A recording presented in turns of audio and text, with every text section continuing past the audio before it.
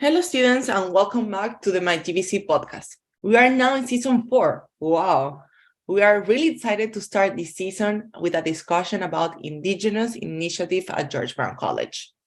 When we study at George Brown College, we are studying on the traditional territories of the Mississaugas of the Credit First Nation and other Indigenous people who have lived here over time.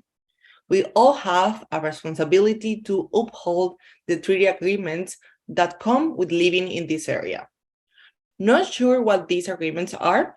Here's a recording by Chef and Professor David Wolfman, which provide some more context.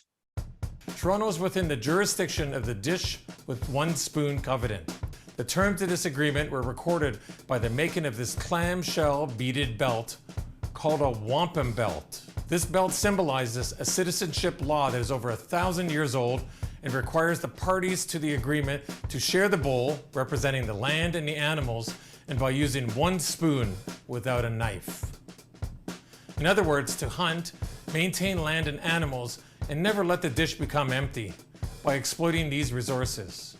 The absence of a knife represented the agreement to share the resources in peace. This agreement was originally made between the Anishinaabe, Haudenosaunee, and the Mississaugas of the Credit First Nation to cover the land from the Great Lakes to Quebec and from Lake Simcoe to the US. These terms were agreed to in a sacred ceremony. Toronto is covered by Treaty 13, signed in 1805 between the Mississaugas of the Credit First Nation and the Crown. In 1923, Canada and 7 Mississauga and Chippewa First Nations signed agreements that became known as the Williams Treaties. These agreements were intended to be the foundation upon which sovereign peoples would build a common relationship.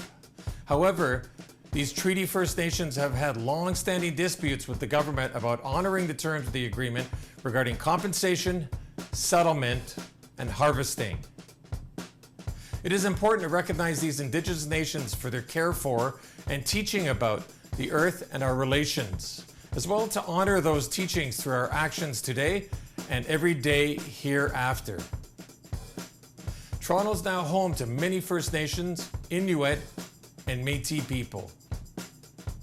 In the light of this history and understanding the role that all of us have to play as treaty people, may we dedicate ourselves to moving forward in the spirit of partnership, collaboration, and reconciliation as we learn together and contemplate the possibilities that lay ahead.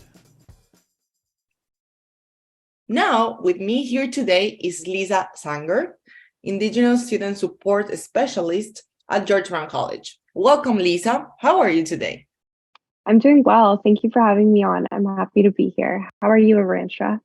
I'm great. Thank you for asking. So let's dive in our topic. Just to start, is there anything else that you would like to add to the recording played? Yes, I'm so glad that my colleague David took part in this land acknowledgement and gave an overview of the history of the treaty land that we are situated on. George Brown College has an official land acknowledgement statement that is typically read before meetings, conferences, and events. But one thing that our department is really trying to promote is to go above and beyond what can sometimes be a repetitive statement and really try to have whoever is delivering the land acknowledgement to personalize it. Last term, we had drafted a land acknowledgement statement protocols document, which is a resource for the campus community to move beyond performative measures and think critically about what it means to live, work, and play on this land as a treaty person. This document will be available on our website, and there are currently resources on there as well for those listening if they would like to learn more. What is Indigenous Initiative and what is its vision at George Brown College? So the Indigenous Initiatives team here at George Brown promotes knowledge sharing for the entire campus community and is a direct line of support for Indigenous learners in achieving their academic, work, and life goals while at the college.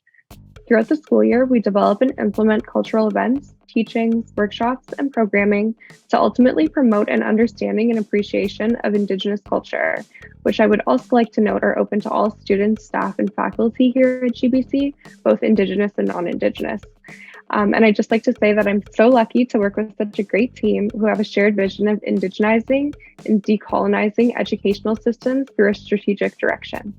So I think it's very important to know and also to emphasize that right now it's open to everyone. So everyone can go to some workshops, events, and know better and more about like the Indigenous initiative. And also I think it's very nice when you have a team that you can work with the same vision to spread and create that knowledge.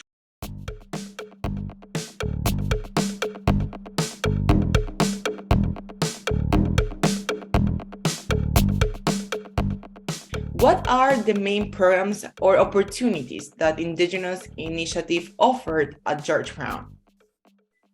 Yeah, so I would say that overall, the main opportunities that we offer for Indigenous learners at the college would be access to cultural support from the team and our elders, financial support through bursaries, scholarships, and awards, as well as connecting students with resources across George Brown and in the Toronto community for the different needs that may arise. We also offer monthly events and programming open to the entire George Brown community in order to facilitate a deeper understanding and appreciation of Indigenous knowledge and culture. I really encourage everyone to check out our monthly Indigenous Knowledge Keeper series events. We have had some really great speakers lined up this year. So 2 quick questions, where we can find those events, and also how you see Indigenous Initiative affecting the greater culture at George Brown. So yeah, you can find all of our events on our website at georgebrown.ca/Indigenous, as well as on our Instagram. The handle is GBC Indigenous, and we constantly updated about upcoming events and opportunities. In terms of Indigenous initiatives affecting the greater culture at George Brown, I think that the work that we do in the department can really be catalyst in creating institutional change. Just from looking at the Indigenous education strategy that was unveiled in 2022, one of the key pillars is community partnerships and collaboration. And I really believe that all departments at George Brown have a critical role to play in reconciliation. And that can even be as simple as attending our events to learn more or incorporating Indigenous knowledge into curriculum. We definitely can't drive institutional change all on our own.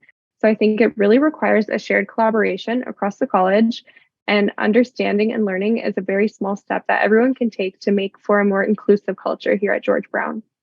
I totally agree with that. I think those simple steps, it can help to be more aware and also to know better and like to start looking for more information and be more inclusive and know more about the Indigenous initiative.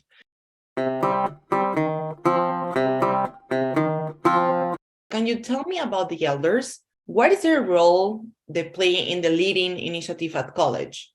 Yes, so we are so fortunate to learn and work with our elders, Julie DeBossier and Pauline Shart.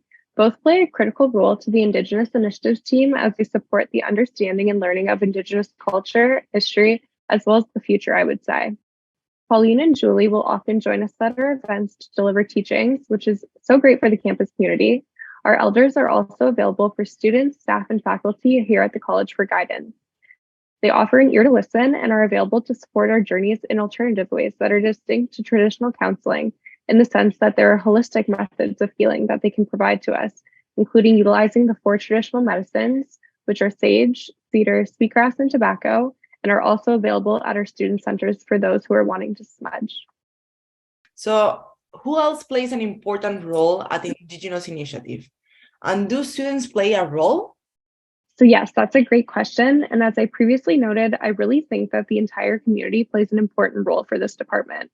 Specifically looking at students, just by attending school and getting an education, they are already making transformative changes for society as a whole. To quote Murray Sinclair, he once said that education is the key to reconciliation. And I don't think that could be any more on point. I think that students really play a crucial role in advancing reconciliation by pursuing higher education. And at Indigenous Initiatives, we're all really fortunate to have the opportunity to support Indigenous learners on their educational journeys.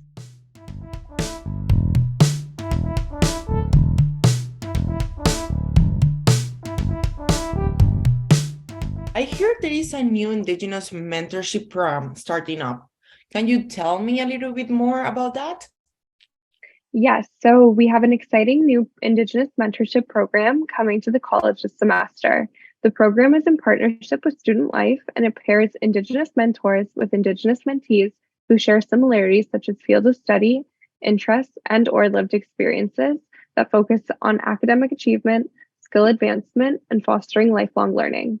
This program aims to support Indigenous learners by bringing them into community with the help of their peers to make the college experience enriching and lead to pathways of success.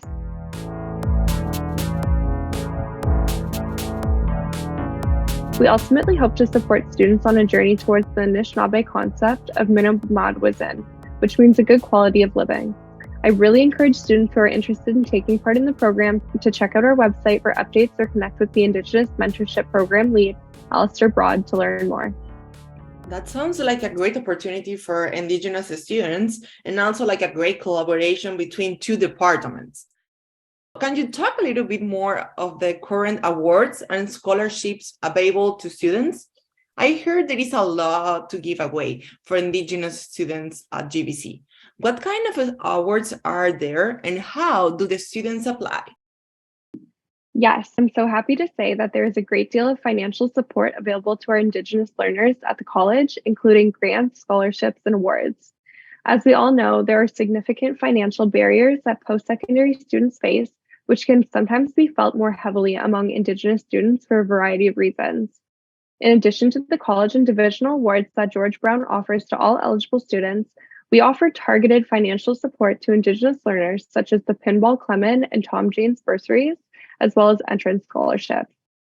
We also have emergency bursaries for students, as well as funding if you need to travel back to your home community. So in essence, apply, and the team is also here to support you with your application, as well as bursaries that aren't GBC affiliated, such as Inspire, for example. So just to confirm, are they going to apply on the same way, right? Through a student view? Just to double check. Yes, so students are able to apply on StuView, as well as they can fill out a paper copy that's available online and can be submitted to indigenous.services@georgebrown.ca. That's good, thank you. So now you have two options to apply. So as Lisa mentioned before, apply, and just apply. Yes. Tell me about the new location for your services at George Brown College, but the Waterfront campus. What will be going on there? Yes, so I'm pleased to announce that this month we'll be opening a brand new student center on the second floor of Waterfront campus in room 227. The name for the center is Jigabek Nabwakan Tag, which is named by Elder Julie Debossier and translates to place of wisdom by water in Anishinaabe Moan, which I think is so fitting for this campus. We currently have two student centers, although the only one that is accessible at the moment is at the Casaloma campus due to St. James being under renovations at the moment. Given the geographical location of our campuses, we really felt like there was a need for a student center for our learners at Waterfront. Similar to the current student centers, Waterfronts will be a home away from home for students where they can hang out in between classes, access computers and free printing, meet with the Indigenous Initiatives staff and elders, and also connect with their peers.